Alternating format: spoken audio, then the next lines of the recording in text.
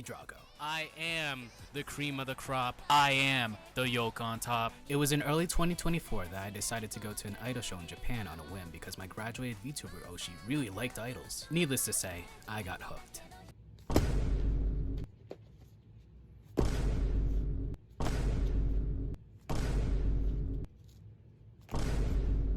I think we like idols.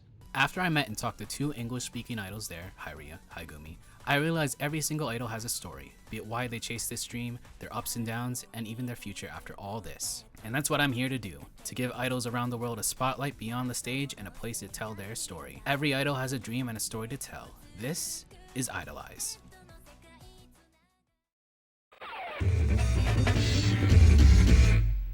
Originally from the group Elysia and now in the newly formed Yumeiro Picnic, Chichi and Liza join the show to talk about their idol journey, from how they got into idols and up to Kiki's birthday live.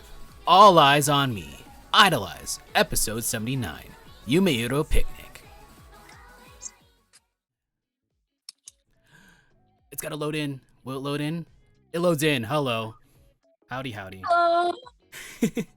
I am the cream of the crop. I am the yolk on top. This is Mighty Eggy Drago. And this is IDOLEYEZ, episode 79, with our guests for tonight. They recently debuted last Sunday at Momentary Princess, a sold-out birthday live event dedicated to Kiki.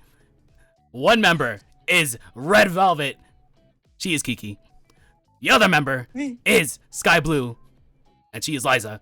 This is Yumeiro Picnic. Pew pew pew pew pew pew pew pew. Air horns, air horns. Hello, thank you so much for having us. We're so excited to be here. Yay. Very timely. I wanted to take a break for this week. I was like, I don't have any guests on, but I realized, Kiki, you had like the birthday live, and like Ando was like, you should probably have Kiki on. I was like, okay, sure. And then you like, I think from Ando, like he told me about the duo, and I was like, okay, I guess I'll invite Liza too. So this is now. You got spoilers. Yes, Ando was allowed to leak the plans. We were very careful about who we told, but Ando shot our photos for everything, so he kind of had to know. Yeah. But yeah, thank you for accepting this invitation to be on the show. And Thank you for having yeah. But yeah, very fresh off the heels of the debut show, so might as well get that spot here, and might as well start this episode off with a question that I usually ask every guest. Who or what got you into idol culture / J-pop culture? Okay, good question.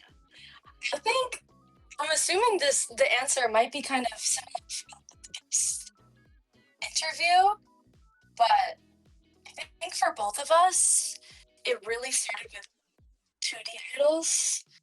At least for me, I know that like and all the adjacent 2D idol and games were really what got me into the idea of an idol at first. And then throughout the years, the idols that I like kind of slowly evolved over time, and especially within the past like 3 to 4 years, I started to dive more into actual J-pop idols.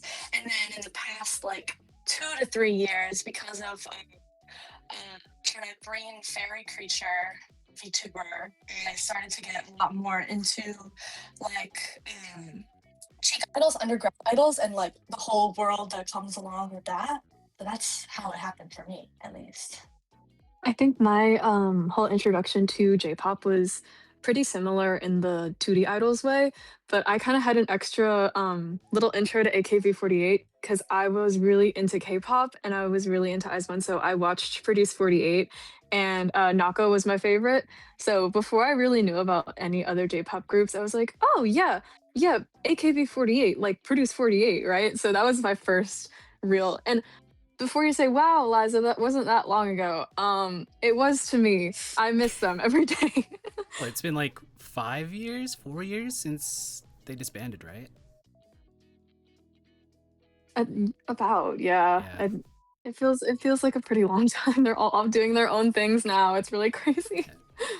But yeah, like Kiki, like you didn't mention her by name, but Pomo also like also really helped this I guess set the foundation for this show, because like without her graduating and like without her like spreading the knowledge of idol culture, I probably wouldn't have gotten, into idols. And also like with K-pop, even way before this and even way before VTubers, I was into K-pop like a ton. So pretty neat that like it all led here. So yeah. Yes. I do want to ask the both of you, who was your first Oshi and why?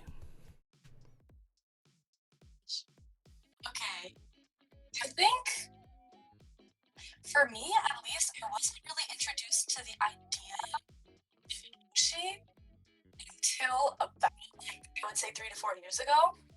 So I don't know if obviously I had like characters and seiyus that I really liked. Like I really liked Kahina and like I I think the first Oshi that I like actually Oshi was probably Pomo, Oh. I would say. Yeah. But I've been a big fan of like other seiyu or characters before. I'm kind of the same way. I think that like the term oshi wasn't really something that I used. Because in K-pop it's just bias. So like I would run around calling Nako my bias, and I was like, wait, girl, don't do that. But I feel like I first really like applied the term oshi to VTubers, because this guy got me into VTubers and Niji Sanji and all that. So Niji fan. yes, Niji fan. So I liked I guess we cosplayed Pomo and Alira together, so I would call Alira my first like VTuber OG.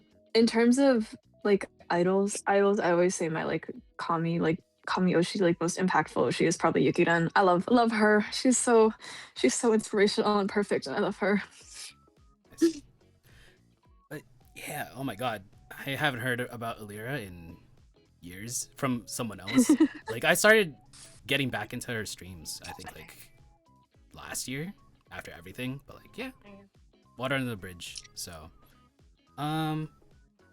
afterwards, getting to know how you got into it, getting to know your first Oshi, what really inspired the both of you to actually get on stage and perform? Definitely other idols. I think because I'm a pretty shy person, it wasn't really until I saw other people doing it and I was like, oh wait, like that's something that I really love to do. I've always enjoyed performing, and when I started doing cosplay idol performances, originally it was just an outlet for craftsmanship and sewing and a place for me to wear costumes that I made, but it also became like performance was also super important to me. So it was definitely an outlet in that way for me at least.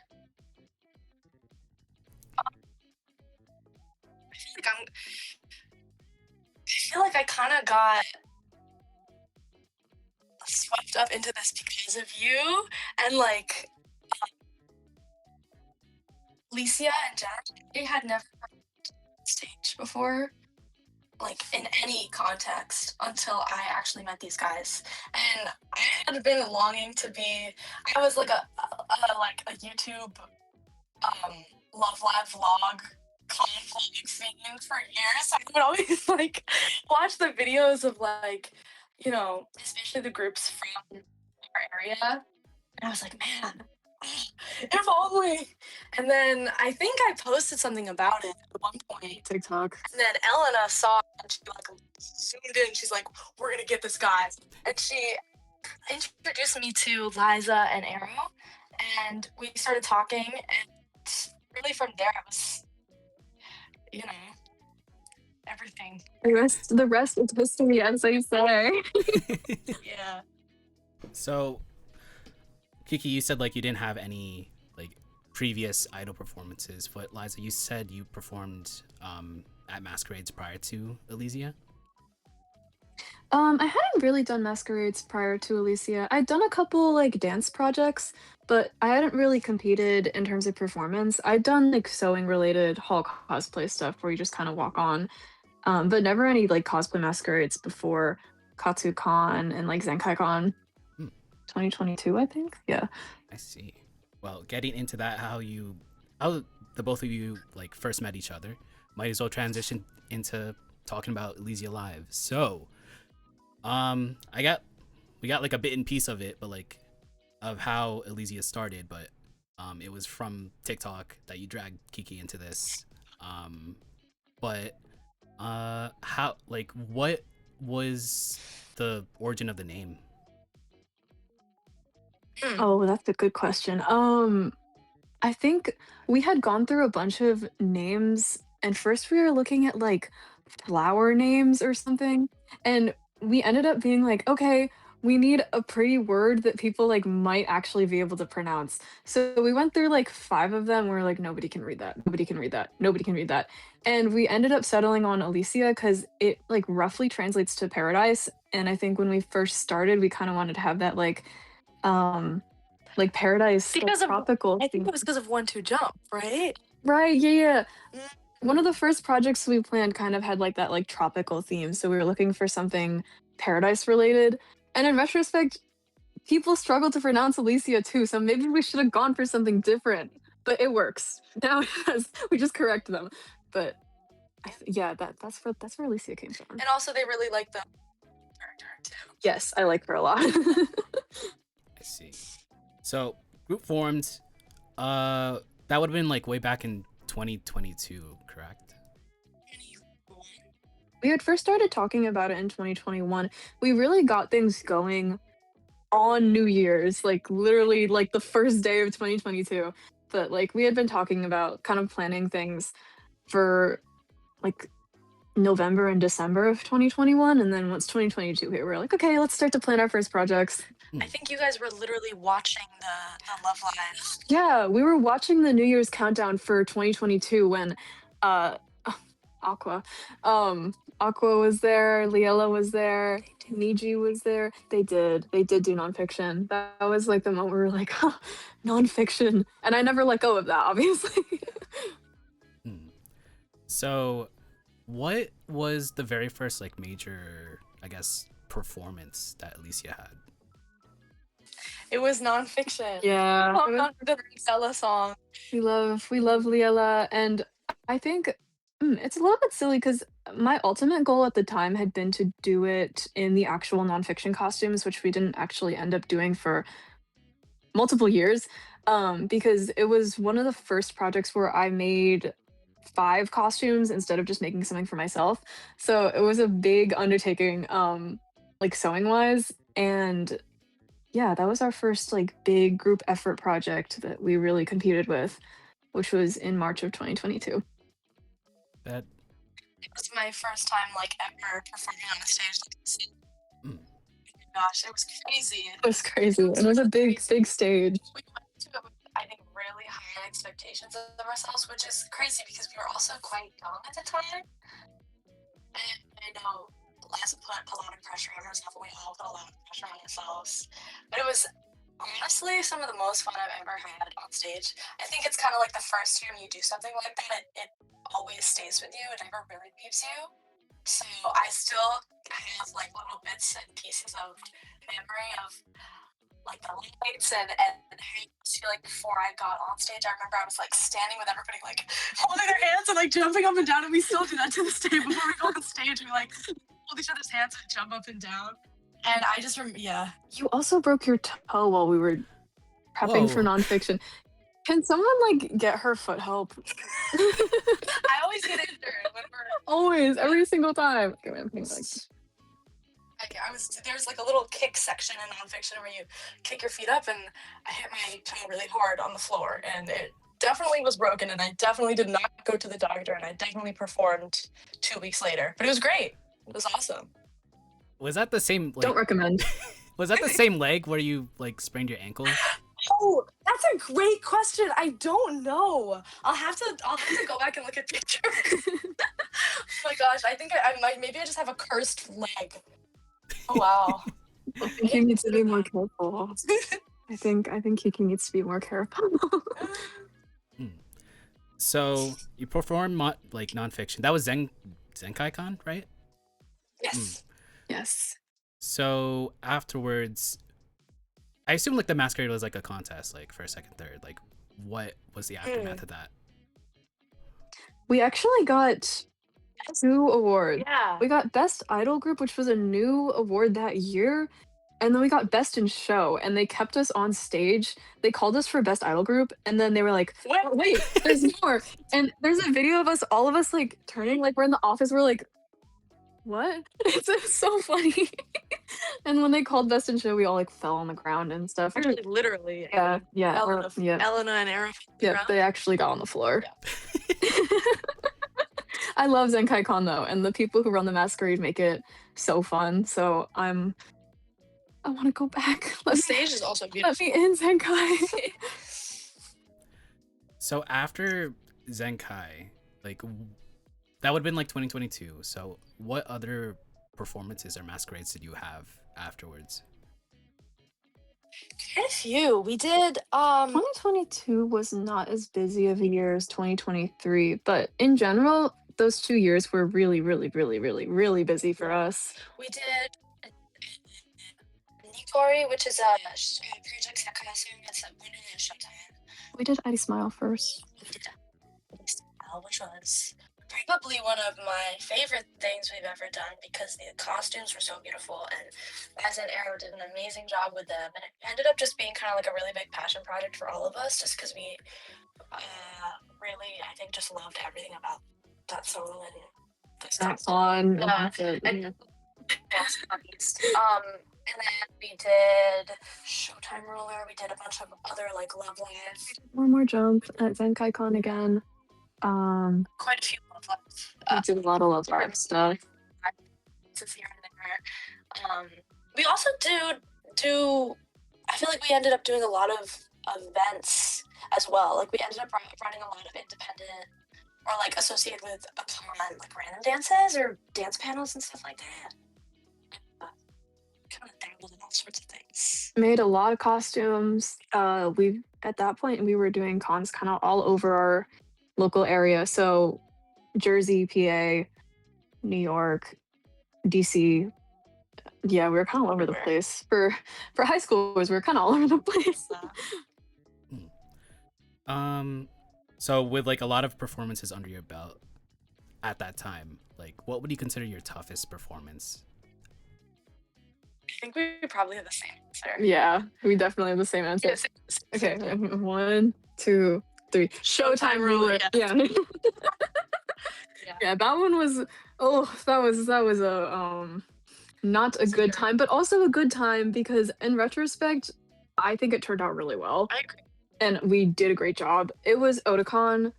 I think it was a combination of things. We didn't have a ton of time to make those costumes, and it was another 5-person set, and they were just pretty like detailed, like complicated things. It was before I started fashion school, so for Arrow and I, it was just kind of like, oh, we mess around and we just kind of figure out what works. And when you're on a time crunch, that doesn't work out very well.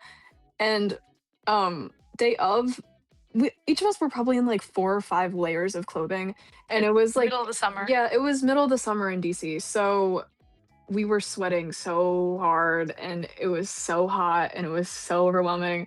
We also hadn't had this together because we had a really busy summer. I distinctly remember there was like one part of the dance that, you know, when you there's like a phenomenon that happens, at least to me, right before I get up to do a dance or do anything, and I all of a sudden start messing up in places that I've never messed up before. Like I start second guessing myself. There's this one part that I accidentally spun the wrong way. I had the timing wrong, and I beat myself up over that for weeks. I look back at the video, I would like wince, and I literally couldn't look at footage of it. And now I go back and watch it, I'm like, what am I talking about? It looks fine. It doesn't look like I messed up. Plus, the audience has no idea. You know, the audience doesn't know I'm supposed to spin clockwise instead of counterclockwise. Context, we still won Best Masters.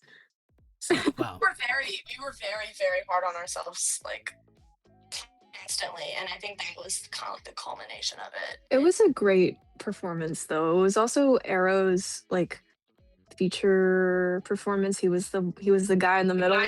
And he did great. He did a great job. The song was very suited for like his dance style and his energy, and like it was a great performance. We were just like, oh my god, it's not perfect. What do we do? So, Yeah. and it was tough. Mentally, it was really tough. I feel like we learned a lot from that though.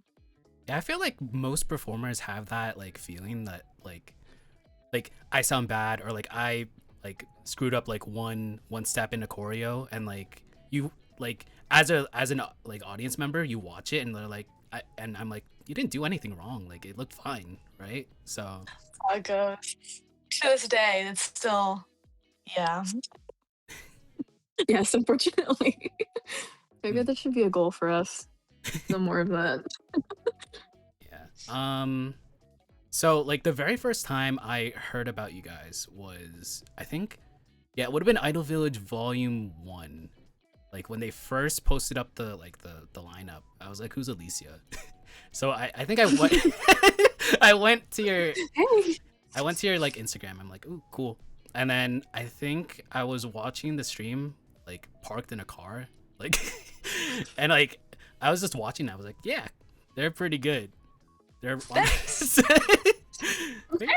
maybe I'll interview them someday. Now we're here, so Oh, Yeah. well, technically That was so two fun. members. yes. 2 of us. Too. We actually were talking about when we were kind of planning everything for Yume Fiku, and we were talking. I think it was on New Year's. This must have been like 2 in the morning. We were like, what do you want to do this year, Kiki? And we were like, it would be cool if we went on Idol. That's embarrassing. Don't do that. Oh, Well, you're here now. it's true. So Yay. but yeah, like the Idol Village performance was like you guys performed as yourselves. And then like when I looked into your IG, it was like mostly, yeah, it was you performing in cosplay and masquerades. What would you say like is the difference from, I guess, performing as a cos idol and then performing as just yourself? No wigs. Yes, No no wigs. wig. No wigs. There's so many things, but no wigs is a big one. Dancing with a wig is really hard and it's not fun. But I would say I think it's really different being perceived Your character. yeah, Yourself. versus yourself.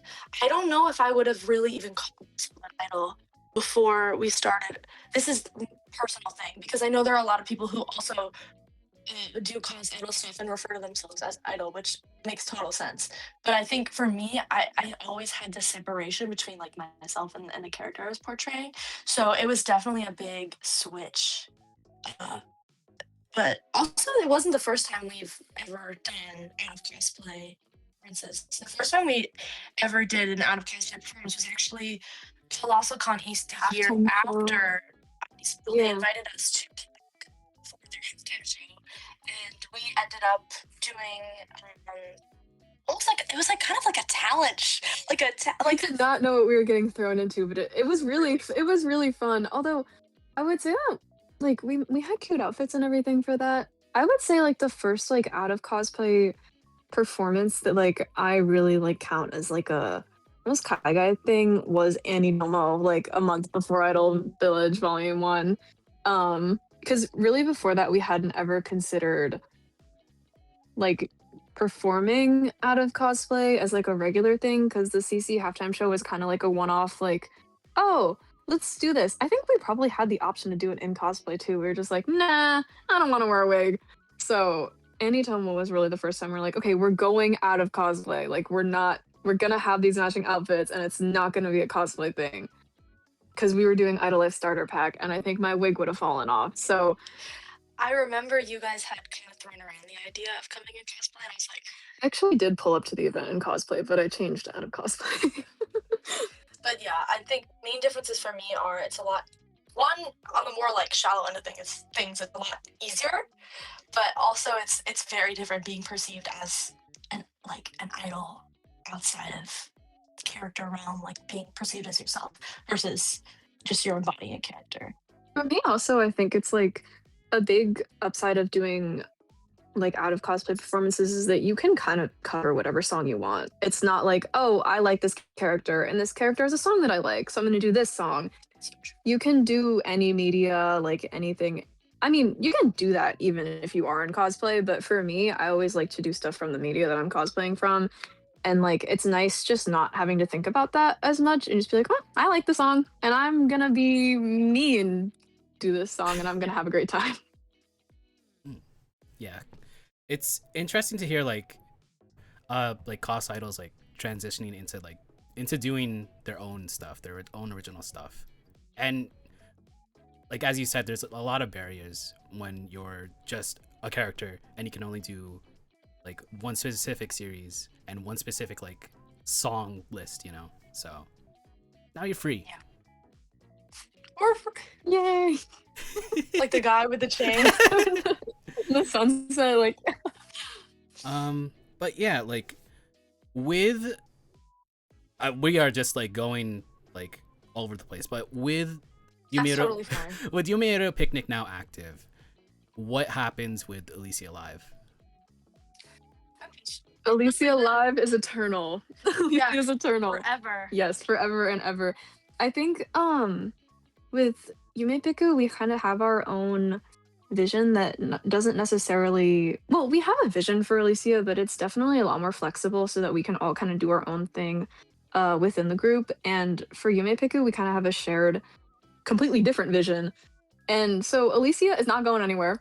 Elysia is eternal. Don't We love even worry. Elysia. Yeah. And we're definitely still going to be doing projects with Elysia. Yume Piku is like a separate entity. They're The way I was kind of thinking about it earlier, or just at least in the past couple of weeks, is I know a lot of people might be like Heron's fans, you know, there's Skylife and Nightpick, and then there's also Idol, which is there's two members from it who are in this duo, but they also exist in their own separate groups. And then there's also a duo we like called Idara, which they exist in a bigger group called Nonai Pastel. And they do group activities there, but they also have their own separate duo that like goes and travels to different Taibans and stuff like that, and they exist on their own. So we are very equally a part of both, if that makes sense. I see. also, honestly, Elysia hasn't been super active in the past like little bit anyway, because we've all just been super busy. And yeah, Idol Village was a lot of fun with Elysia, and like we love those guys very much. And we definitely will be doing projects as Elysia because I think there's a certain novelty to a group. People, they love groups, and I'm people. I love groups. Transitioning into that, we might as well talk about the event that Yumeiro Picnic debuted at, which was Momentary Princess, which was last Sunday. Oh my god. So Kiki. Oh my god, it's right. How did the idea of a birthday live come to be and happen? That's a good question. Okay. I think ultimately there's two main things. I think one, thank you. One was actually Mint, the VTuber Mint Phantom, her birthday live, her 3D birthday live. I was so completely blown away by it. It was so amazing. Obviously, I knew that Satan's Asgard is like a thing, but I think, I don't know, she really inspired me. I've always been a fan, and she did such an incredible job. The second thing was actually we have a local idol who I really love. Her name is Elysia, and she had a solo live in Port Authority. October or September. I think it was October. it was right after Idol Village Volume It's October. 2. So she had a solo live at this cute little like super hidden venue in New York City in Port Authority bus station of all places in October, and went not kind of like what to expect because we had never really been to like a solo like standalone little like Kaiga live like that, and we were just so blown away by how incredible she was and how fun it was. And from there, I kind of realized like, oh, this is a thing you can do. You can actually just kind of organize this. And so I sort of started plotting, and I mean, I think this might already be kind of obvious, but I'm a huge idol otaku myself. So the main goal was like I want a space where people are able to be silly and enjoy themselves and be, do all the shenanigans. And so that was really how I guess, the idea came about. So, with the idea of having a birthday live in your head, where did the title of the event come from? So really like the princess. Miss Princess. Miss Princess. Yeah, I'm not really the princess type. I never really have been. I feel like I don't really like asking people to do things for me. Like ever. I have like a complex to be honest. And so we were talking about like names, I think, and for some reason I guess in my mind sort of there was like a little spark of like, what if what if for one day, people just doted on you and you didn't complain about it. And so it literally is like very true to the name. It's like a momentary momentary princess. It's a temporary thing, but just from there like wearing a little crown, being like, it was just this one day. It's fine. I would say I feel like Elena has more of a princess image than me. Yeah. Which she's like my beautiful princess wife. But I guess I kind of stole her thunder a little bit. Momentarily. Only momentarily. Yeah. Gotcha. But with Did you see that spray? what? I think that's right. I think that's right. I remember there was a lot of agonizing over what the name should be. Key was going back and forth and back and forth and back and forth on like, what's a good word for just a second, like just a little bit, not that long. Like, what's a good word for like a moment? And we were like, momentary. Gotcha. She says my mic is cutting. Yeah, so I think you have to just aim your voice like at Liza's AirPod. So should I just talk like this the whole time? Not like that, but like aim your voice a little bit. Yeah, aim your voice a little bit at her AirPod. Okay. Gotcha. I will do that. now she's playing it up. Now she's like in front of me a little bit. And then okay. So this event wouldn't have been possible without people behind the scenes. So how did you get like into contact with Water Sans Frontieres, WSF? Oh, okay. So actually, I knew of Ashes, who is the main. Sorry to name drop you, Ashes. You're just too amazing. I couldn't help it. But I knew of Ashes. I've known of Ashes for a while because when I was first starting to get into like Otage and like call and mix and stuff like that, Ashes was kind of like, the like main guy in charge over here for that.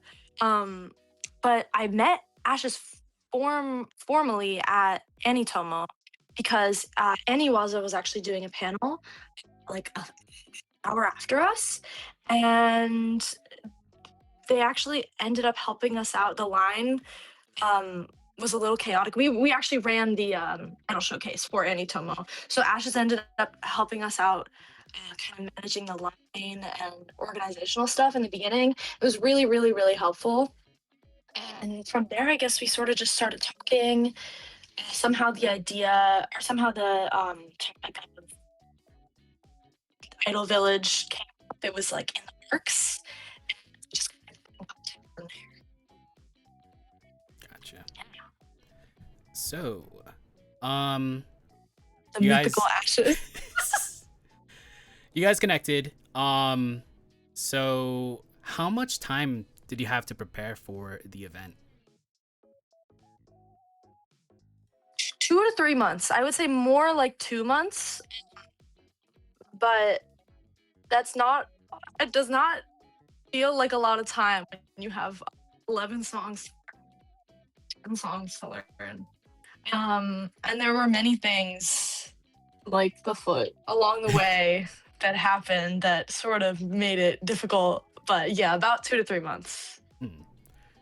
I was gonna ask if there was like any setbacks during this prep.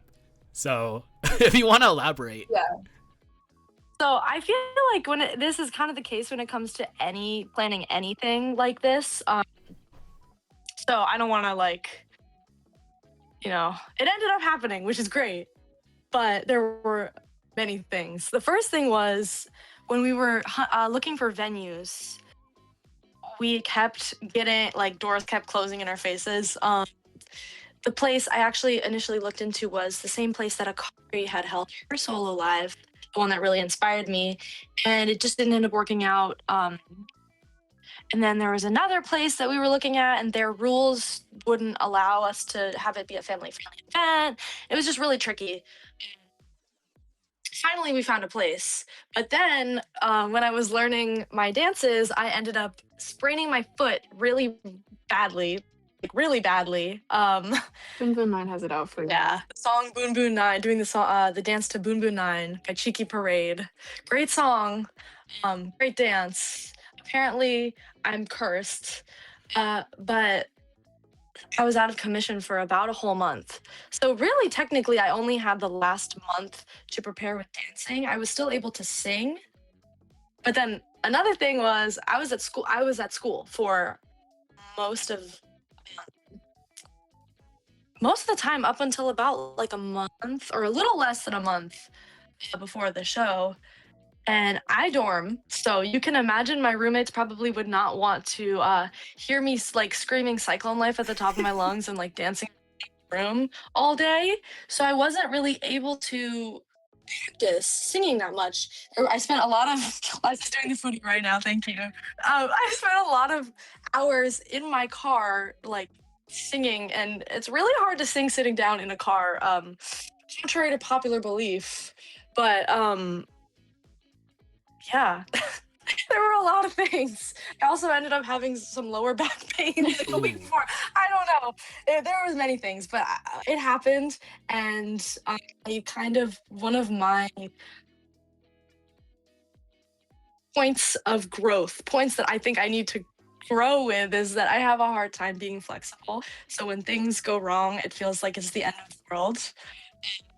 I feel like I always want things to go exactly how I want them to go. And that's just not the reality that we live in. So it kind of was a really big learning experience for me, having all these different in a new way and just kind of having to roll with the punches. And it ended up being the best day of my life. So, yeah. After all of that, yeah.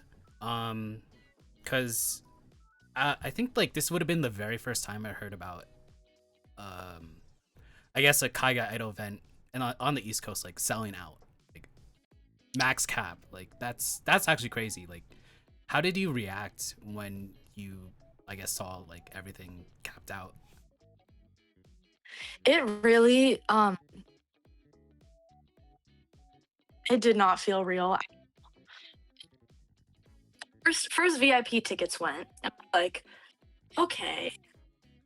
And then eventually the numbers started rising and rising. Okay.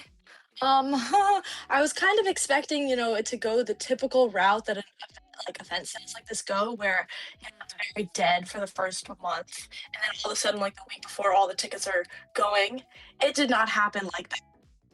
It was very quick, and I think I owe a lot to people in the overseas idol community and just the idol community and VTuber community in general over here, because so many people were reposting and promoting and being this is gonna be the event of the century, you have to come. I was oh, it was a lot of pressure, but I think ultimately they're who I have to thank.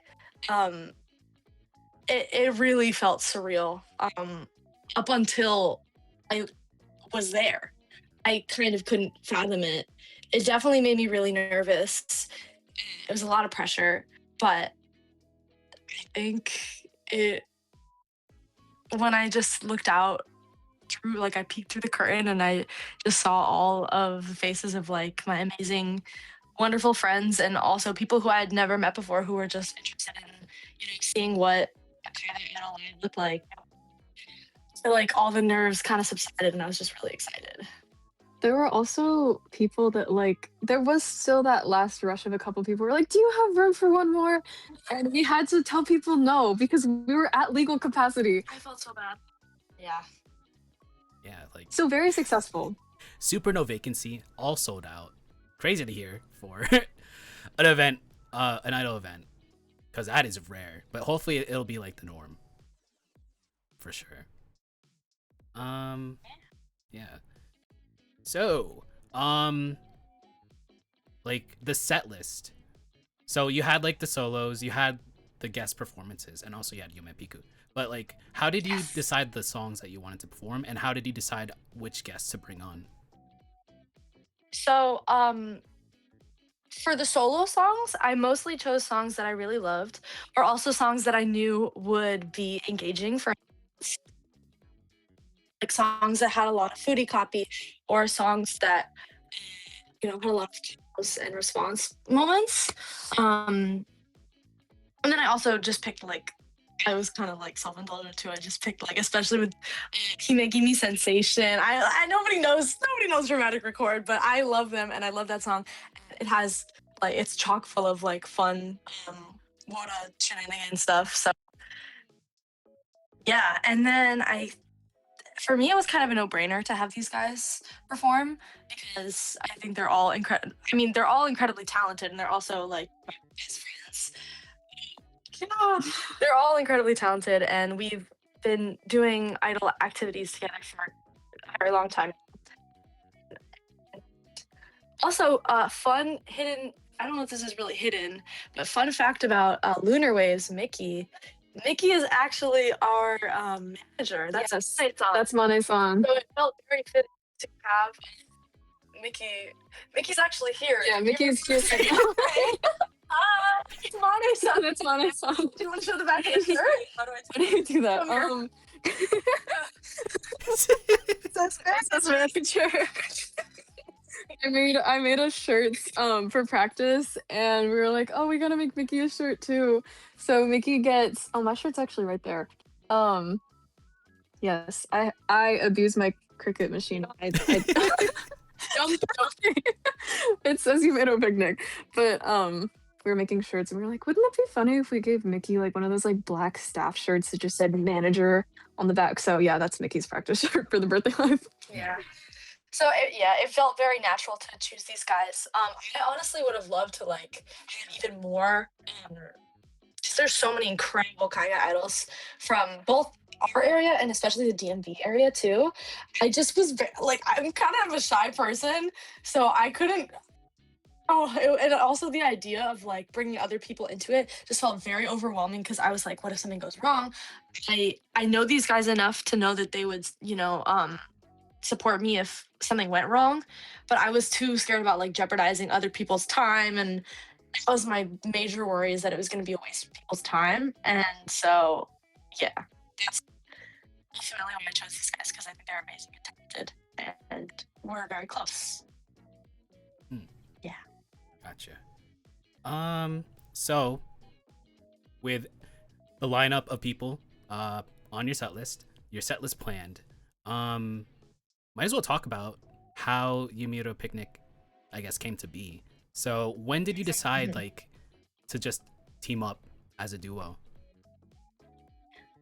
We kind of had this. We talked about some plans leading up to Idol Village Volume 2. If you were there, we did Yelby City Fantasy, and like that ended up making the final cut for our set list at the birthday live.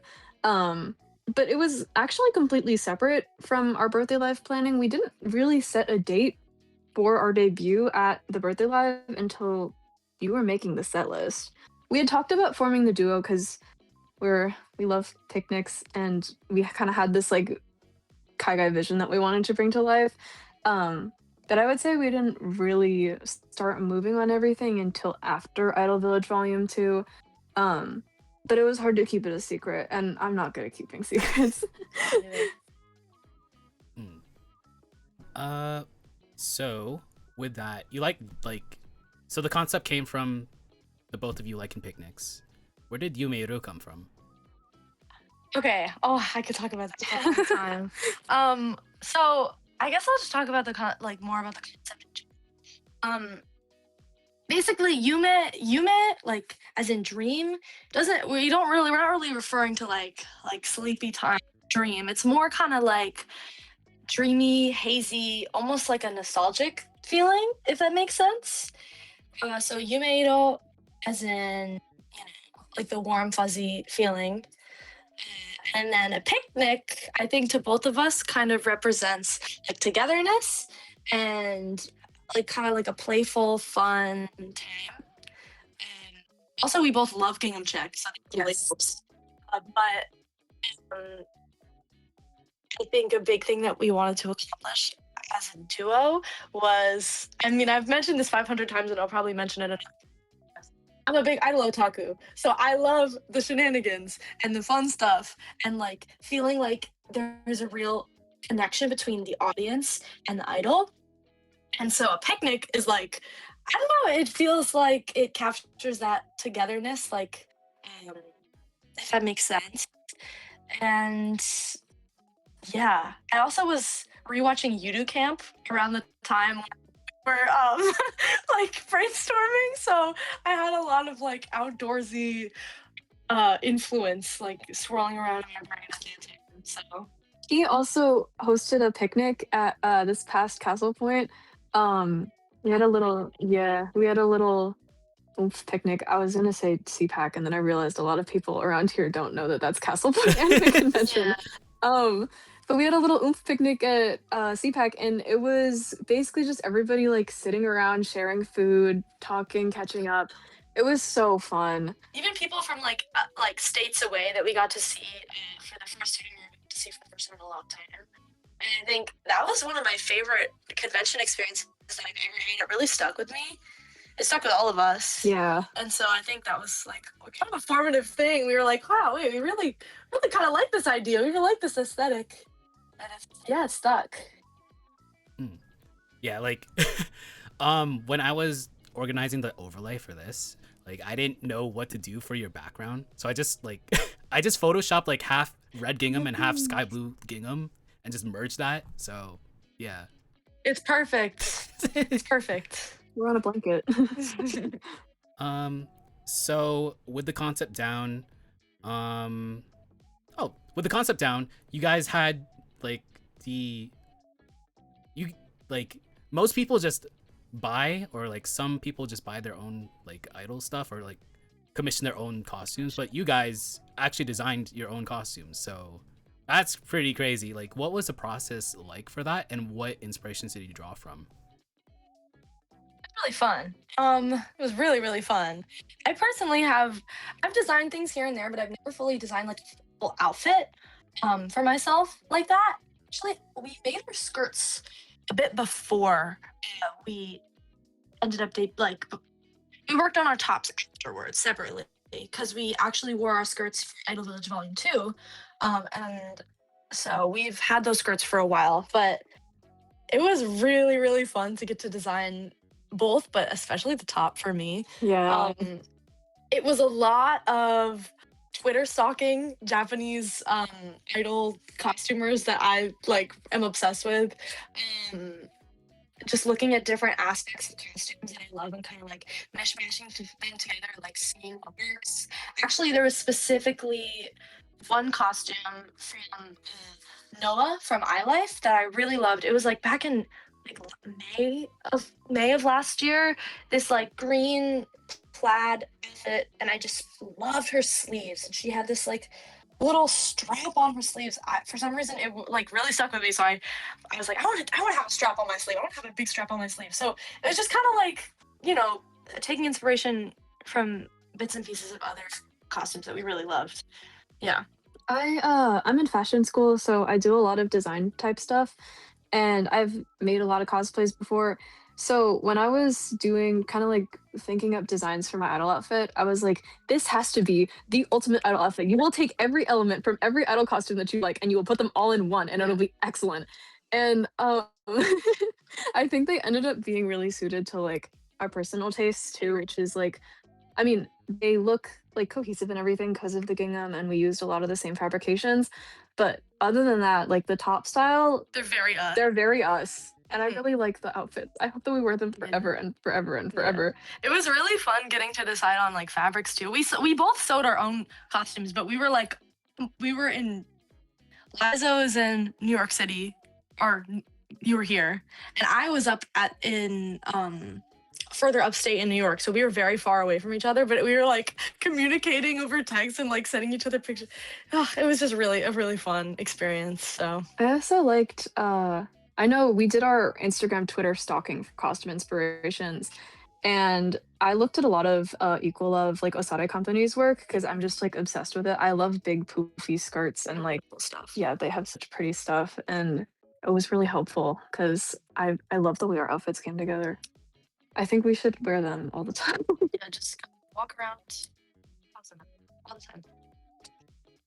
Yeah, I think when I was watching the stream, I think the both of you came out behind the curtain. I think the very first impression was that I had was like the costumes, and like the costumes were awesome. So I think I'm so glad. I think that's very much the first impression of like when you see an idol is their costume.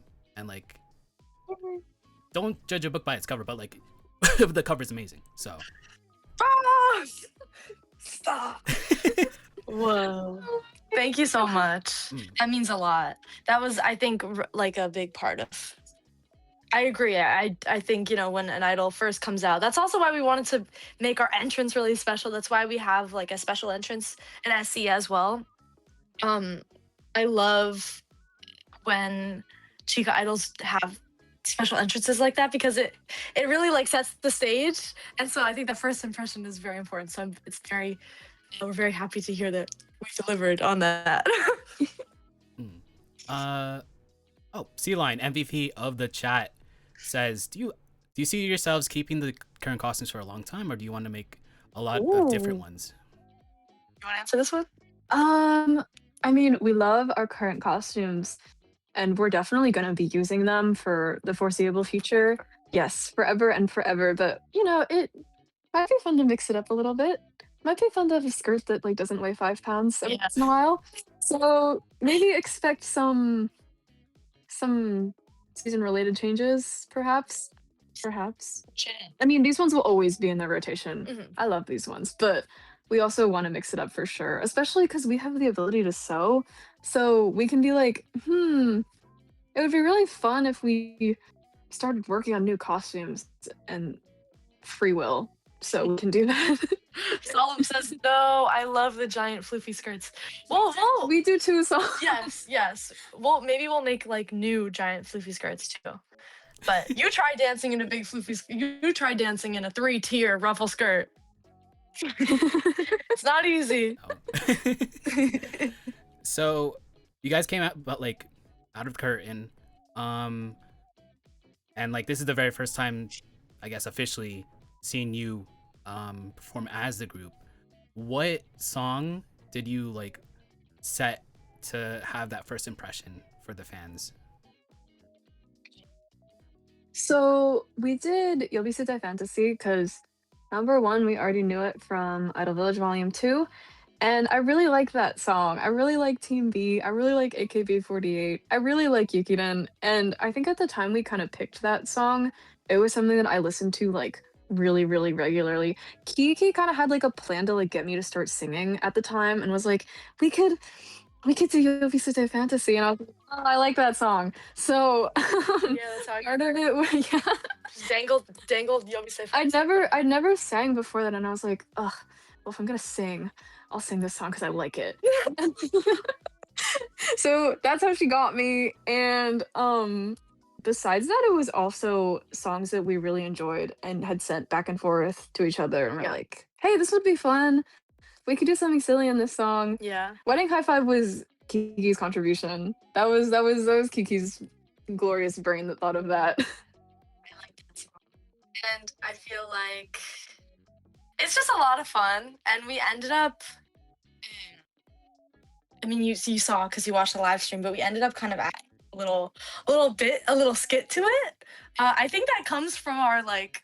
Honestly, I feel like it comes from our masquerade experience, because it's not really something that you would see every day at a Kaiga at a live where they like would do a little skit like that. But it felt very theatrical, but it felt like a good way to interact with the crowd. We married 2 beautiful men at the live. Congratulations, Ellie. Yes. Congratulations, sweetie. Divorce high five is next. Divorce high five is imminent. And also, if we ever do wedding high five again, if for anyone who's watching this right now, if you want to get married, let us know. Yeah. We will marry you. We're happy to. Go officiate your wedding. Yeah. Just make sure the wedding is at their show. So. Yeah. Yes. Well, maybe we'll make like bumper stickers. Oh yeah. I got married at at Yumeiro Picnic Live. Yeah. And then we also did Inu Neko Seishun Masakari by Wasta, which I think is a song we both agreed on. We agreed on like all of our songs for the most part. It wasn't really like one person sends one song and says, this is what we're doing. It was very much a collaborative thing. Like we both listened to similar groups and similar music. And so we're like, hey. And then the other one is like, hey. And then we were like, hey, let's do it. Let's do the song. And I feel like Inu Neko was definitely one of those songs. It's very fun. It's a very audience interactive one. And who doesn't like a song with animal noises? You know? I feel like Inu Neko came up and I was like, hey, I've been listening to Inu Neko a lot. And you were like, you've been listening to it a lot. Would you ever do it? And it like the conversation always happens. And it's like one of us brings up a song and you're like, oh, good. I was just thinking about this. I'm like, oh, great. Yeah. Perfect. Like I was literally just thinking about that. So it always works out. We're on the same wavelength, if you can't tell. Yeah, I mean, like, it's good to have, like, the same energy in a duo or, like, in a team, so. Yeah. We always say, like, we're kind of like the same person. It's kind of scary. Yes. Yeah. I know of the same duo. Same that's kind of brain like cell. Same brain cell. Oh no, we have more than one brain cell. We have 2 brain cells. 2 collective. Yeah.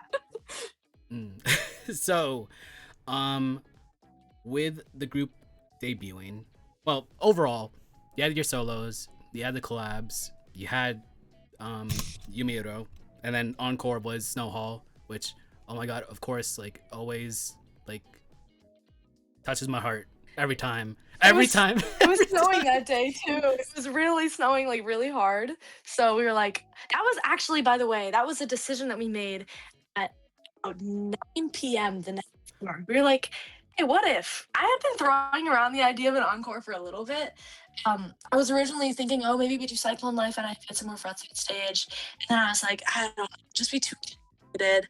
And I was like, what if we just dance Snow Halation? I think that would be great. And I think everybody is itching to do like the Christmas Kahen Sanra or like the winter Kahen Sanra. So I was like, this is perfect. And we just ended up doing it. It didn't come out of nowhere though. We'd covered Snow Halation before. So like everyone on stage already had known the dance. Did we remember the dance?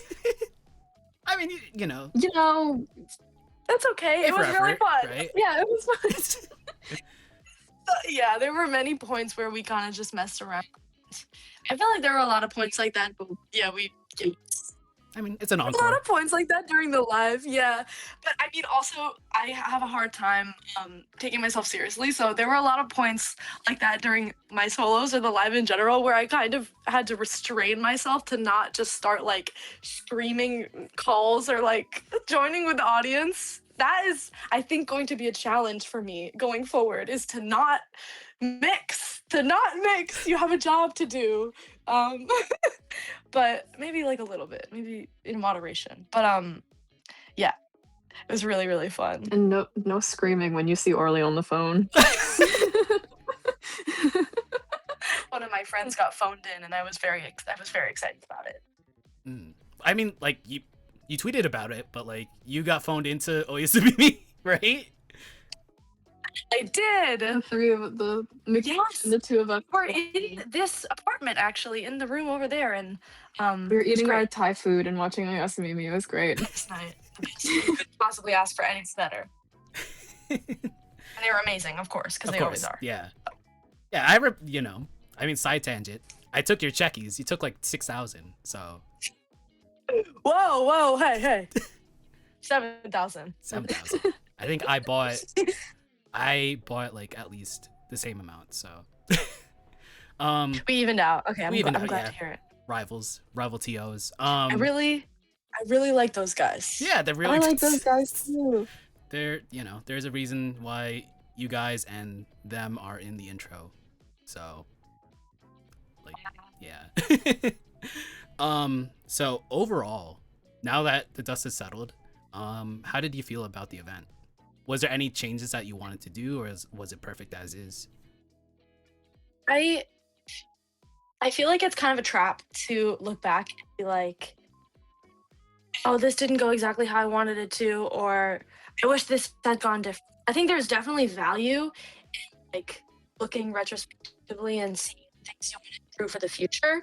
But for me, it felt, even though there were so many mistakes, so many points where I totally completely messed up or didn't know what was going on, it still felt perfect to me because multiple people tell me that they had an amazing time. That was my main goal after all. My biggest fear was that people were going to come and they were going to feel like lukewarm about it. They're like, okay, it's fun.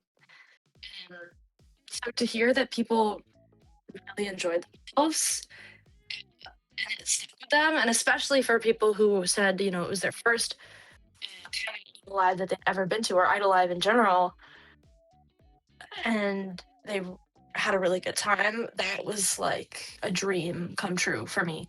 So yeah, the next day I sat in bed and just He's just scrolling for hours. I also, was sending my thank yous and stuff like that, but I just was like reliving it over and over and over again. It really was seriously so special, and it wouldn't have been that way if it weren't for like these guys and everybody behind the scenes, everybody who came, everybody who was supporting, who wasn't even like there, everybody who tuned in the live stream or tweeted about it or anything like that. I just am so grateful. It was amazing. I couldn't have asked for anything better, truly. It was such a because we had prepared so hard for it. I think sometimes when you prepare really like intensely for something, when you're in the process of like leading up to the event and you get so overwhelmed, it's very easy to be like, oh my god, like just worrying about things that in retrospect you're like, why was I worried about that? And I think just kind of letting the day happen as it did and then looking back on it, it was so much fun. And like I wouldn't ask to change anything just because I don't know, I'm a pretty firm believer in like things just happen how they happened for a reason. So I think it went exactly as it was supposed to. I mean, yeah, like as a viewer, I mean, like stream quality. I mean, like first event being streamed, kinks got to be like worked out afterwards. But the event overall, like it was fun, even though I was not there. Like it was fun to watch. So I'm glad you enjoyed me screaming really loud into the mic and peeking the microphone. I'm so sorry for your ears. But it was. I'm really glad you had fun. Ando, I'm sorry, No, but like you did an incredible you did great. job. You did great, and you're gonna do an amazing job at Idol Gateway Volume 3 tomorrow. So you're good. It's okay, Ando. The video was great. No, Ando, you did an incredible job, and it was the first time ever doing that. I wouldn't have expected it to be. Just appreciate it. It was even an option for people who weren't there, so thank you. Also at a venue with like no raised stage. Yeah. The like shot was like perfect. It was great. Yeah. But yeah, Ando the GOAT. Ando the GOAT. I'm so thankful I dragged him into this Kai Guy Idol world. But yeah. C-Line, has the reaction and feedback from fans and other idols changed your self-perception as an artist? Yes, I would say. I still am not very confident in my abilities as idols are. It's just seeing the support, especially seeing like people's posts afterwards, or even silly things like checky meshy, like seeing my face on somebody else's post, and I'm not even tagged. I'm like, what? This is that's me. What do you mean? That's me. I think definitely just the idea that I don't know, how would you explain that? Being perceived, it's definitely a bit of a new experience, like being perceived in that way as an idol. So grateful. I don't know. How do you feel? I feel this. We keep texting each other about it. I feel like it's so weird. Even like when we were doing Checky, and I would see someone walk up and they were holding a bromide, and I was like, "That's a little version of me." And I was like, "Oh my god, you have a little version of me." I don't know what you're gonna do. You're probably just gonna like put it on your wall or something. I don't know. Maybe you're just gonna put it in your home somewhere. But like, it's so weird because it's not even me in cosplay, which is what I'm a little more used to. Like for me in cosplay, it's okay. Well, like maybe like the character. I'm not wearing a wig. I'm just It's me, just and you have a you. picture of me now. Like, I mean, that's cool. That's awesome. I also think I'm gonna name drop again. Leica has my emojis in her Twitter username, and I flipped out, and I was like, "What is that? Is that for me?" I thought it was a mistake. I was like, "Oh my god!" And like being perceived in that way, also like people that I think are really cool, they they perceive me and like in a good way, Yeah. and that's crazy. Oh, I could get into that. Some of the people that came to the Seitan, I was like, oh, there was this whole side of the room that I like could not make eye contact. I mean, I did make eye contact with them, and I did in fact hold hands with Alex Pinku for an extended period of time. So, just saying, okay. But it was crazy seeing like some of the legends, some of the people who we look up to and inspire us the most cheering for us. That's crazy. What do you mean? So that was totally mind blowing for sure. I guess like. It's so crazy. Ooh, Oh no. yeah. You first. You first. It's crazy to see. Maybe I wouldn't say crazy because these people are like such lovely people and they want to support the community.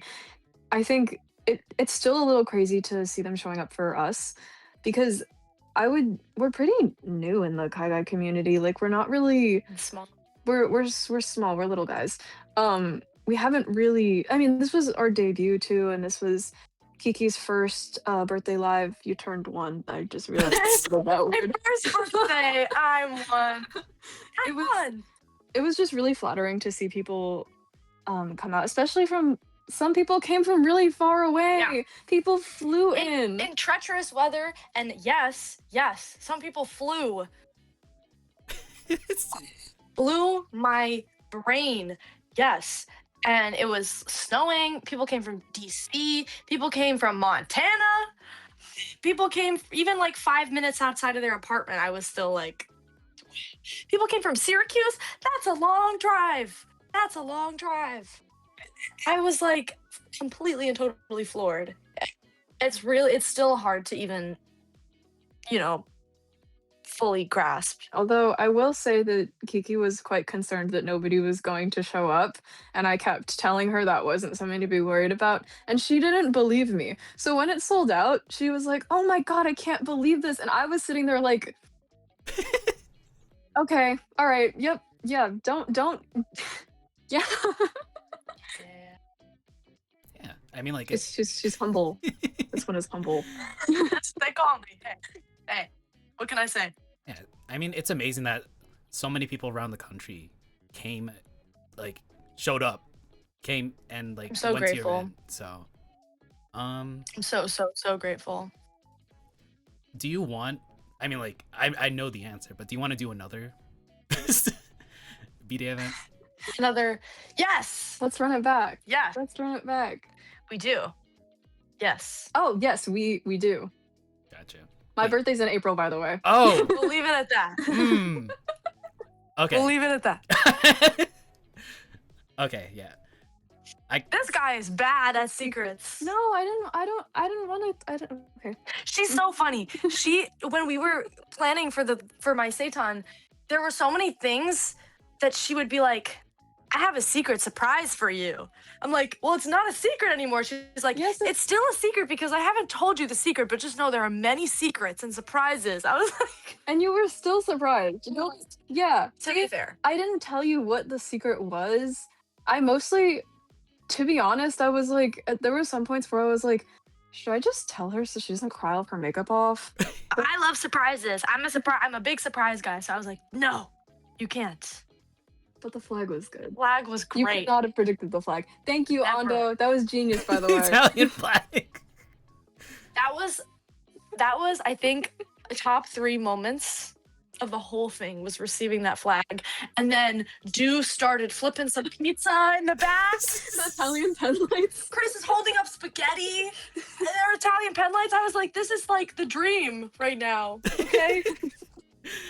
My ancestors would have killed for, this is big, okay? This is the American dream. The American When Kiki came over the next day, she brought the flag, like, unprompted. I was like, can I just bring the flag? And she sat on the floor of my apartment, like, wearing the flag. And I was like, she got called into Yasamimi Live with you were sitting on the flag. Like, that was, like, your blanket for the day. Yeah, so. I like that flag. I like that guy. I like that.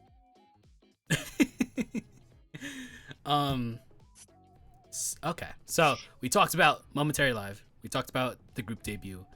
Might as well talk about the future. Ooh. So now that you are an established duo, what are some things you want to achieve this year? Ooh, okay. We've actually talked about this a bit. I think there are quite a few stages that we have in mind that would be attractive.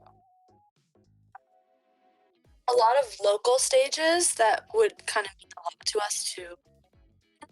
And then also some not so local stages that are kind of like almost like a pipe dream, but also maybe not so much of a pipe dream, maybe something that we can try our best to make happen.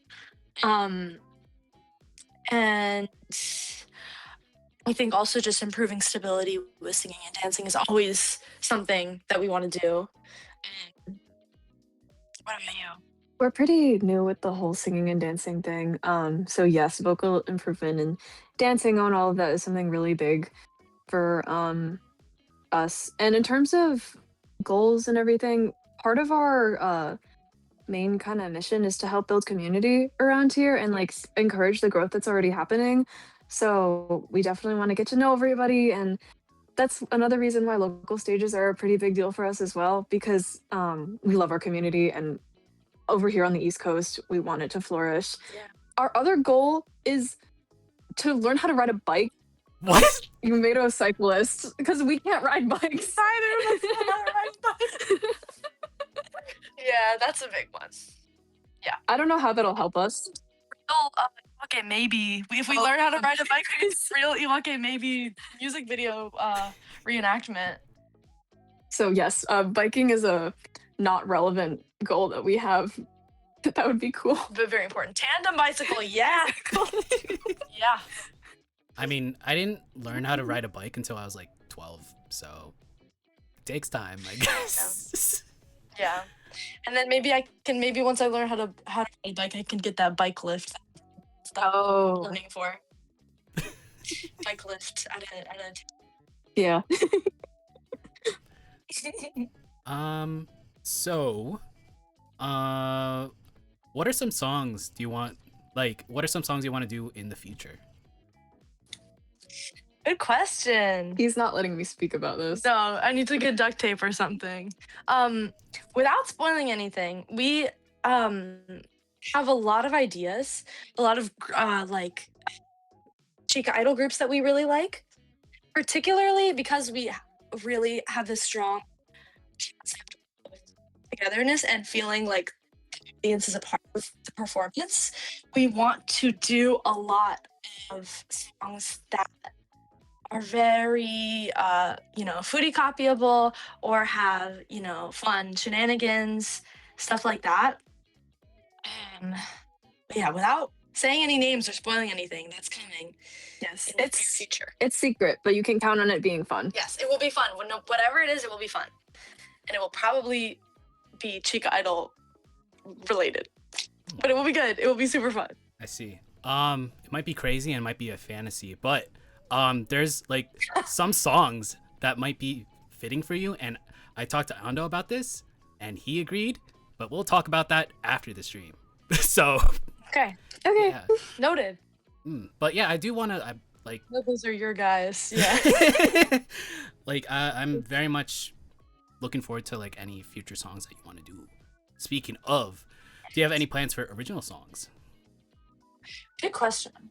Not at the moment. If we do original music, it would be pretty far down the line. I think we have a lot of like goals and priorities right now that don't really center around original music. I know for a lot of people, original music is like their ultimate goal, and I think ours is more like community based and like what we want to see for the community around here. So maybe at some point, not in the near Would be future. awesome. It would be awesome. It would be super fun, but not at the moment. I asked Tea Time this because I was curious, but like with you guys, do you want to like keep Yumeiro Picnic as a duo, or do you want to like add more members? I think we like it as a duo. I think the plan is to remain as a duo. Although groups, you kind of said this before, I feel like groups really do have a special like appeal to them. You know, other things. It's really, you know, supporting a group is really, really, really fun. You're one guy. We want to remain as a duo just because it feels right for us. We have very similar work ethics, and it just feels like the best option for us. We would like to collab with other groups and work with other idols, so that's a really big thing that we want to do. What did you say? Yes, I love idols. We're big idol fans at our We're otaku at heart. hearts. We're otakus at heart. So working with other groups, other soloists, just other people in general is something that really, really, really is important to us. Collab stages, tie bonds, anything. We would love to. Yes. In retrospect, or like slightly deep, but what are some things that like that motivates you to keep on going on this idol like journey? I think for me, performing something that always really like lights a fire in me and makes me want to get out there and do it again is having special moments with the audience, moments where I feel like everything else kind of like and you like locked in with somebody and you can just see the look on their face, like they're really excited. Because I've experienced both sides of that, where you know you make a connection with an idol, and it's like the most magical thing ever. So if I can do that for somebody else, that is mind blowing and amazing. Really chasing. For me, it's similar. I think just giving people a really good experience is important to me because I know for a lot of the idol community, spaces, performance spaces, and lives are an opportunity for them to connect with people and truly embrace their interest. And that like in other spaces it might be difficult, but at least in this space it's like so natural for people. So I want to help create spaces like that and like help make people feel a little less awkward about it and everything because That's like our whole goal, really. It's like one of our big drivers. So Kiki, what would you say? Yes, you. What would you say what would be Liza's biggest strength as an idol? Also, just I feel like anything I could say is like idol and just person because I've been so over these past couple years. But I think it's hard to pick one. But I think what comes to mind right away is that she is one of the most dedicated, hardest working people I've ever met in my life. But at the same time, she's also so graceful as a person. and she's so ambitious. Wait, I have to speak into your AirPods. She's so ambitious, but at the same time, you know, a lot of people with big ambitions and big goals, to achieve them, sometimes you kind of have to step on people or step over people to get where you want to be. She does not do that. She gets where she needs to be with just sheer force of will and determination and skill and like persistence. And I think that is like just mind blowing and incredible. And if she wants to do something, she will get it done no matter what. But again, like I said, she's so gracious and generous, and like being able to strike that balance is, I think, her biggest strength, or one of her many biggest strengths. The idol and as a person. Thank you. You're welcome. So, Liza, what would be Kiki's biggest strength? I would say, well, when I was pondering my orb over this, there were two things that came to mind the most. Yeah. I say ponder my orb all the time, by the way. Yeah. The first one would definitely be her ability to genuinely connect with people and make sure that it's a real thing. Like when she looks at someone in a crowd, it's not just because like she wants to see your heart, and like I think it's real and it's genuine, and it's not just because she wants to be perceived. She also wants to perceive you. So there's like a two-way thing. She wants to make it genuine, and like in Toku Tenkai and in like talking with people, like she wants to remember you, and like she wants you to come back next time. And it's not just like she is an idol and she's being looked at. It's also part of, she wants to build a community and like have people, she thinks about people in the same high regard that they think about her. The other one is that through birthday live prep, I realized Kiki just doesn't stop where most people would be like, yeah, that's good. She like pushes beyond like just where that's good to make it great. And because of that, she also like lifts up the other people around her and like motivates them to work harder as well. So that's why working in a duo with her is such a good experience, because it's never just going to be like, oh, that was good. It's going to be memorable, and like it's going to be like, oh, don't cry. I'm really trying not to. I'm really trying not to. This is why tissues here. Dependable guy. Yeah, I think those are her two biggest strengths, and also things that make her not just a good duo partner, but also someone who's a good leader and like just a good person in general. So yes. Gee, thanks. Oh shucks. Oh, shucks. Thank you. Kind of like I can't. Don't look at me. I can't look at you. I kind of added that question because like it's good to have good synergy when it comes to like a duo, or like especially in a group, but like when it's just the two of you, like you guys have to like really stick together. So Yeah. so a lot of idols watch this show for some reason. That's crazy to hear. People like veterans like Alex Pinku to like idols that are just up and coming, and even though like you guys just debuted, you have been performing for years. So what is like some advice you would give to any kind of idol in general? Good question. You're not Unk. You're not Unk. Whoa. Time out. Who's Unk? Time out. You're not Unk. No, you're not Alex. You're not. You're a legend. You're a legend. No, Alex, please, you're amazing. No, seriously, like, incredible. We look up to you so much. The fact that you're even in the stream right now is making me terrified and also very happy.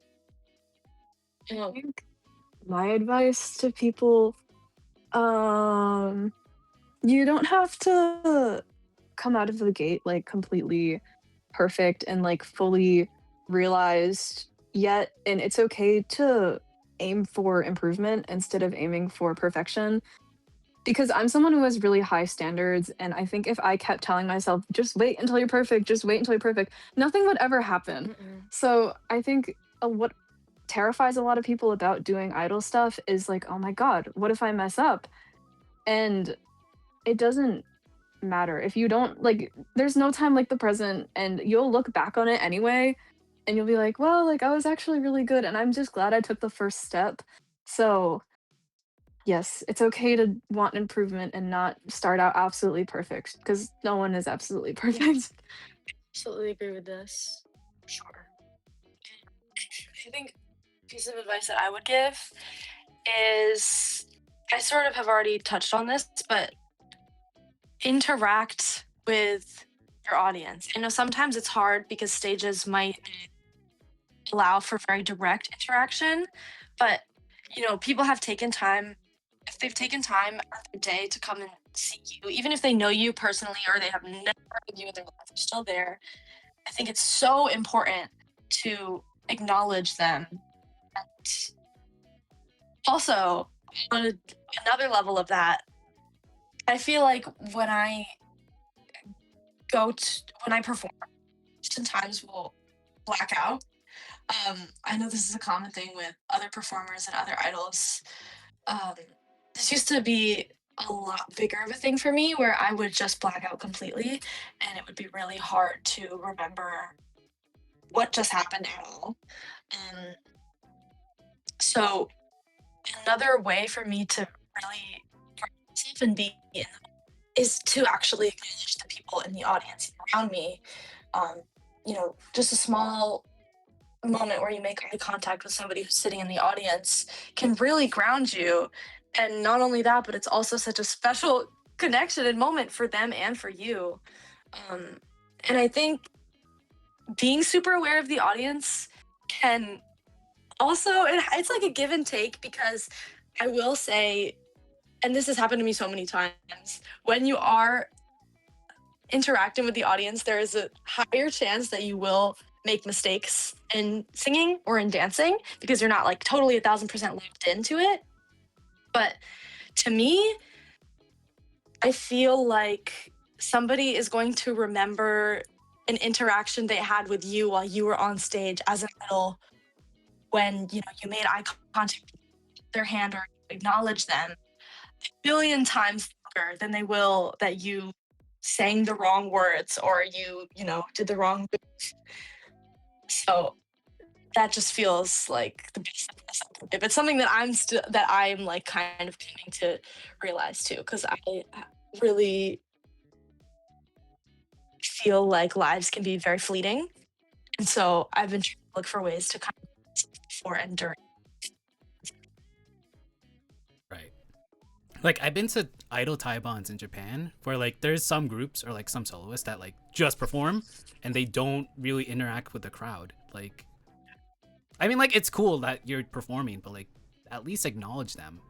Compared to that, Yeah. compared to like an actual group or like a soloist that just does light fansa and like high five people or like interact with specific like members of the crowd. Like that's more memorable compared to just like seeing you perform. So Yes, I agree, and it also is. I think it's also respectful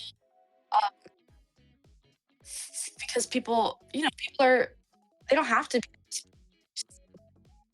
I think it really means something special for it's kind of like a way to thank them, you know what I mean? You get to thank them at Bupon, but you also get to thank them on stage. Making them my favorite things ever is seeing somebody's like facial expression change after like interact with them or you look at them or you do something like just any little fun some moment or even just like acknowledging them. I love watching. I don't know, maybe I don't know. It just makes me it's very heartwarming. Also from the audience, like that's one of my favorite things to get as an audience member. I'm like, oh my god, they just looked at me. Did you see that? They just looked at me. And like I feel like just because I know I enjoy it so much, like I want to give other people the same experience of that. So it's fun during performances to be like, I see you. Looking at you. Yeah. for sure. I know you guys have like a lot of role models, but what are some people in the Kaigai idol sphere that you really look up to, or adjacent to that, the VTuber universe? I think you know what my answer is going to be. I think you're setting me up here. Do you want to go first, or do you want me to go first? I feel like we're gonna say a lot of the same people. Yes. My Kami Oshi the duo Oyasumimi is like my inspiration. Everything I do, I think they're incredible. They really deliver like an authentic Chica Idol experience to a Kaigai Idol audience, which I think is really cool. I think there's also a lot of charm in like a more authentic Kaigai Idol performance. I think there's big differences obviously between like the Kaigai Idol scene over here and like the actual idol scene, the underground idol scene. I think it's really cool that they try to stay very true to the Chica Idol scene over there. But I also have a lot of like more like competitive idols that I think are really, really cool. Specifically, actually, like the DMV scene. And I mean, we kind of talked about this before, and now I'm kind of shy because somebody is here in chat. Who I won't acknowledge, but they are like seriously like trailblazers. They set the stage for everything that has happened in the past 5-10 years in terms of the Kaigai Idol community. I think the whole SoCal scene in general too is also very, very, very inspiring to me. Like Moyage and also the I'm just gonna keep talking. I'm sorry. And also like the Vancouver scene as well. And I didn't even mention Mint yet, but Mint, of course, has really, really, really, really, really pushed, I think, and accelerated the growth of the overseas idol community like times 1,000 just by sharing what she loves and what she's passionate about. I feel so like fired up and inspired to also become fans. So, yeah. I was gonna ask Kiki to save some people for me. I'm agreeing. Everybody that Kiki mentioned, I agree. I think everyone around for the East Coast, especially because we get to interact with them so much more, and they're at a lot of the events that we go to. And I'm like, wow, I feel a higher presence in here. It must be the DMV idol community. And we also have a lot of awesome people like around New York and like tri-state area and Boston area. Like there's so many people who are, I think, more vocally pursuing Kaiga idol things like more recently. And it's just really cool to see everybody kind of working towards idling at the same time. And that's a really big like all of those people are inspirations to me. I think also because I was able to go to Yusuf this year, literally everybody at Yusuf was incredible and like it's just such big inspirations. And like I didn't know like a lot of them before I went just because a lot of them weren't super local to here, but just being able to see like back to back to back live like all weekend except Friday morning because I was in the pool. But Yeah, this guy was swimming for hours. Being able to see back to back to back lives and just so many awesome performers who are so passionate about what they do. All of the people that I was able to meet at Yusuf were also people that I really look up to now. Makeup. Yes, I love makeup. Wait, I love makeup. Yeah, Antoine can go over here. Okay. But yeah, like being at USIF, like the amount of performers and the amount of dedication that went into all those like concerts and lives, like it is good to see. Like it is amazing to see. Like, and it is definitely like a I don't know, like a timestamp of what the Kaiga idol scene is or what the culture is at that time. So hopefully it'll grow more. So yeah. Yusuf was seriously like one of the highlights of my year. It was very eye-opening. Yes, really. I got to see my guys. Yes, I got to see my guys for the second guys. time. I'm very, very happy. I got to see your guys. Yes. And lots of other guys. Yeah. Another question that I usually ask every single guest is like, current you, travel back in time to right before you debuted, like right before you went on stage, what would you tell them? I feel like this was so recently for us, so I feel like everything that I'm thinking about is kind of like logistically I've just watched the VOD and I'm like, oh. So the number one thing that comes to mind is Liza, you are about to get very sweaty, so please bring some paper towels with you because you cannot be looking like Conan from Fruitzifer in all of the photos. Please bring some You paper look towels. beautiful in all of the photos. I don't know Thank what you're you. talking about. Yeah, I would say that like move your bangs a little bit, maybe. It's just like, it's just So? a little bit of this. No, but yeah, for as a honest, genuine answer, I think I would say just enjoy it, and I did, but I wouldn't want to change anything. Um, Obviously there are things that I want to improve on, but I would just say be in the moment, be present, and just have a good time, and trust that the people who care about you and support you will also have a good time because at the end of the day, they just want to support you. I think definitely just remember to like breathe and take it in and don't start zoning out because you're worried that you're going to forget everything. Like you don't have to like put it into storage now. Like there'll be so many videos and just like everything to help you relive it. Like just focus on what's happening right in front of you and like have a lot of fun because I mean, I knew it would be fun, but also like there's something very special about having something just happen how it happens and not having to worry about remembering every single detail. That's definitely something that I will continue to remind myself for every performance. It's good advice to have for yourself. So we'll see what happens next. Speaking of next, what are some upcoming performances that you can officially talk about? Oh man, putting us on the spot. I don't know if there are any we can officially talk about right now, but just know that within the next 2 to 3 months, it's gonna be crazy town. Yes. It's gonna be Yumeiro Picnic Spring, Yume Piku Spring. That's all that I will say at this moment. The Yumeiro Picnic. Yes. Can confirm that we're not doing Katsukan. I'm sorry. We're not doing Katsu. But there are many opportunities that we are eyeing in April, March, April, May. Potentially something earlier, but we don't know.